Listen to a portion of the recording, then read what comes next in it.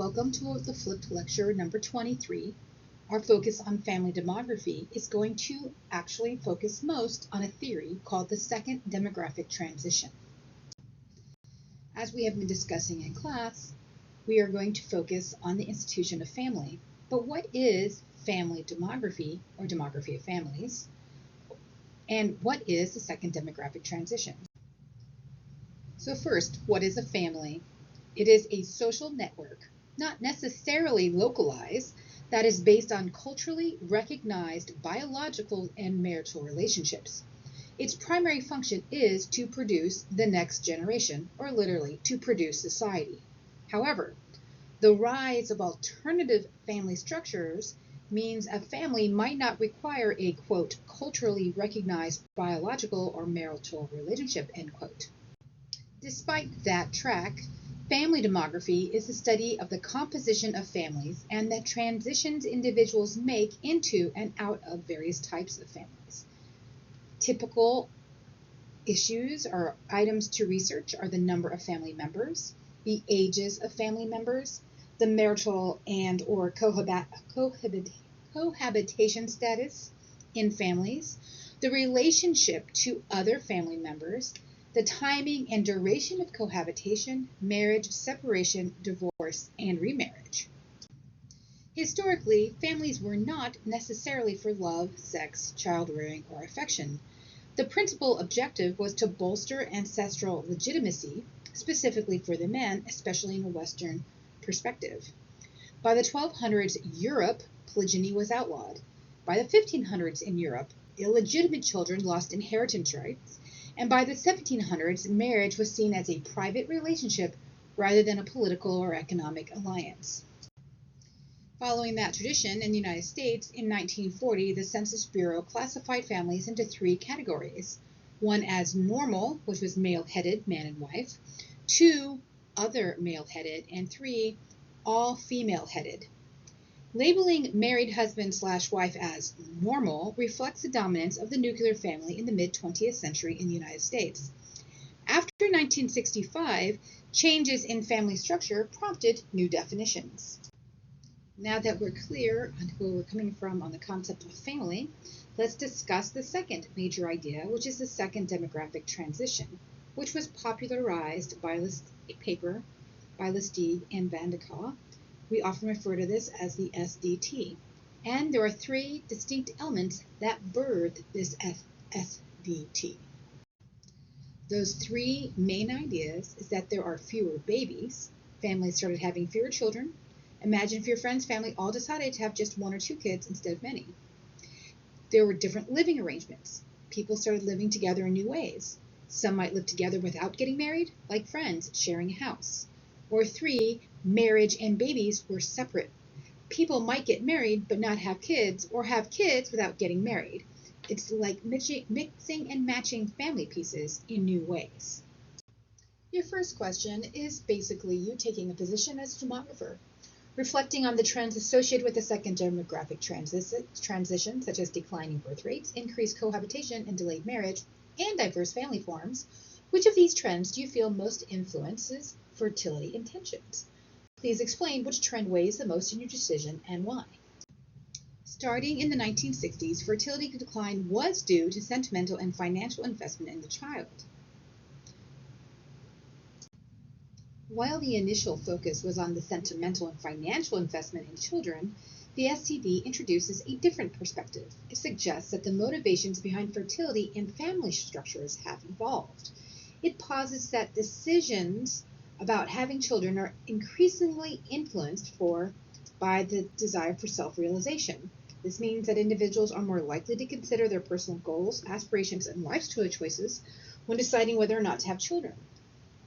Parenthood becomes one of many lifestyle options, competing with other personal and professional pursuits. Although the focus on investing in children has not disappeared, it is no longer the dominant factor. Instead, the SDT highlights the growing importance of the adult dyadic relationship. This refers to the relationship between adult partners, which has gained greater prominence. The emphasis shifts towards maintaining and nurturing the adult relationship, sometimes even and prioritizing it over having children. In the 1970s, economist Richard Easterlin proposed the theory of cyclical fertility. According to this theory, the size of the birth cohort influences economic opportunities and consequently fertility rates. Where there are fewer people in a cohort, individuals tend to have better employment prospects, which means more economic stability and earlier marriages. In larger cohorts, there is more competition for jobs, therefore worse employment opportunities, and so lower fertility rates and later marriage. The second demographic transition overall disagrees. It argues that economic and cultural factors have more significance than the cyclical patterns described by Easterlin. The second demographic transition looks at below replacement fertility as accompanied by changes in family behaviors. As mentioned, they include delayed marriage, increased cohabitation, fewer children. But the debate, and those are the package associated family behaviors, but the debate is ongoing. Some argue that it poses significant challenges for economic growth and social systems, while others believe it reflects positive changes in individual autonomy and lifestyle choices. Here is a side-by-side chart you could use as a reference of the first demographic transition and the second demographic transition, with reasons for marriage, fertility, and societal background variation. The second demographic transition has 3 phases. Phase 1, beginning in the 1960s, is upward divorce trend accelerating. Here you can see a typical demographic modeling, where you can see a clear increase of divorce trends and how it fits over actual divorce trends. The 1960s saw a significant increase in divorce rates, partly due to the introduction of no-fault divorce laws, which made it easier for couples to separate. During this period, fertility rates began to drop as families chose to have fewer children. This decline was influenced by factors such as increased access to contraception and changing societal norms. People started getting married much later in life. This delay was influenced by greater educational and career opportunities, especially for women. Here we see the age at first marriage between men and women. Both men and women are delaying marriage. The difference between the age of men and women is decreasing from the 1960s forward. This is most likely to higher education attainment. In Phase 2, from 1970 to 1985, we primarily see a rise in cohabitation. During this period, there was a significant increase in the number of unmarried couples living together before marriage. This shift often claimed to be driven by social norms and attitudes toward relationships. The specific change is the idea that cohabitation should be engaged in before marriage. You can see that it has become more common among people aged 25 to 34 since 1968. Basically, cohabitation has become a step to marriage. The percent of first marriages preceded to cohabitation with the eventual spouse has significantly increased from 1946 to 2015, with almost 70% of people cohabiting before marrying. This is not just true for people who are of younger generations. Since 2007, the number of cohabiting adults aged 50 and older has risen 75%. The U.S. isn't the only one. We see it in England, as demonstrated here. The duration of premarital cohabitation has increased significantly from 6 months to about 18 months. And as you can see too, the median age of first marriage has significantly increased as well. The cohabitation trend is all the way across Europe. In Nordic countries, premarital cohabitation has become widespread, but also in countries such as France and Germany and the Netherlands, they also saw a significant increase. Southern Europe, like Italy and Spain, the rise of premarital cohabitation was slower, but still noticeable by the 1980s. Back to the U.S., we look at the amount of non-marital childbearing. This you can see a rise in births outside of marriage. This trend again was driven by that social change and norm, and specifically an increased acceptance of single parenthood. There is variation across all the eight. You see across all races there has been an increase, but it does vary by race and ethnicity in the United States. There are across time significant racial and ethnic differences in non-marital childbearing, and they persist across all education levels. The higher rates for non-marital births among Black and Hispanic women compared to white women, and the education level impacts non-marital childbearing rates are also different across racial and ethnic groups. In phase 3, the STD focuses on divorce. After peaking in the early 1980s, divorce rates began to stabilize and even decline in some regions. This plateau may be due to changing attitudes toward marriage and improved relationship stability. This graph covers a long span of U.S. history showing how marriage and divorce rates have fluctuated over time. Of course, key historical events since the end of World War II and the Great Depression are highlighted, and you can see there are spikes in both places, above and below. The spike in divorce rates are noticeable, and the spike in marriage rate in World War II as it ends. This is the origin of the Dear John letter, which originated in World War II. These letters were sent by wives or girlfriends to soldiers, informing them that the relationship was over.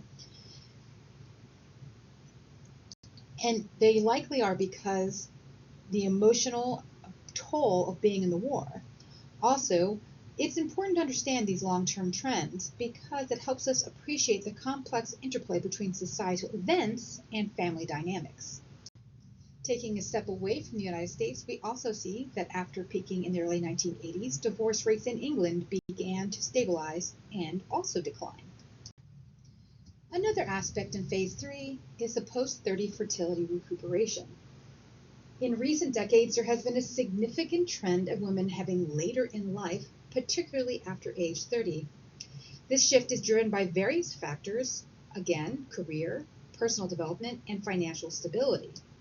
You will see that Japan and the US both experienced a significant baby boom after World War II, but the impact was more pronounced in Japan, probably because of the huge sense of relief and optimism in Japan, leading to a surge of births in families, especially as families were reunited and were able to rebuild their lives after the end of the war. The major changes that are really important here to discuss and consider are the prevalence of more sex outside of marriage, more remarriage, and therefore more step-families, and all of this leading to more non-traditional unions, both legally and socially. The changes in the family U.S. are generally not unique. Again, you can see that we have increases in marital disruption, cohabitation, age of marriage, non-marital childbearing, and they're across most industrialized societies. The U.S. is unique because we do have the highest divorce rates, the highest share of single and non-cohabiting mothers with children. 50% of all births are non-marital in Sweden, Denmark, and Iceland, but most are cohabiting unions. The U.S. is often seen as the most marrying of comparable countries due to its historical marriage rates, cultural emphasis on marriage, and high rates of remarriage. These factors contribute to the perception of the U.S. as a country where marriage remains a central social institution. This chart provides a comprehensive overview of how non-marital births have evolved across different countries from 1960 to 2000. It highlights the significant variations and also similarities in family structures globally. Northern Europe, like Iceland and Sweden, have seen a substantial increase in non-marital births, with over 50% of births occurring outside of marriage by 2002.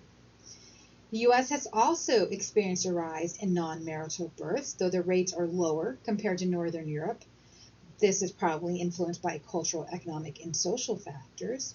Southern Europe and Japan, like Italy and Spain, have have lower rates of non-marital births, reflecting more traditional family structures and cultural norms. Basically, the trends shown here underscore the major changes associated with the STD, including increased cohabitation, delayed marriage, and the rise of non-traditional unions. In conclusion, it's important to recognize that the changes in family structures and behaviors we've discussed are part of a larger ongoing transformation. The SDT highlights how social, economic, cultural, and social factors shape our lives and relationships. Understanding these trends help us anticipate future changes in our society and populations. Finally, answer this question for your quiz. Which of the following best describes the main characteristics of the second demographic transition? The answer is declining birth rates, increased cohabitation, delayed marriage, and diverse family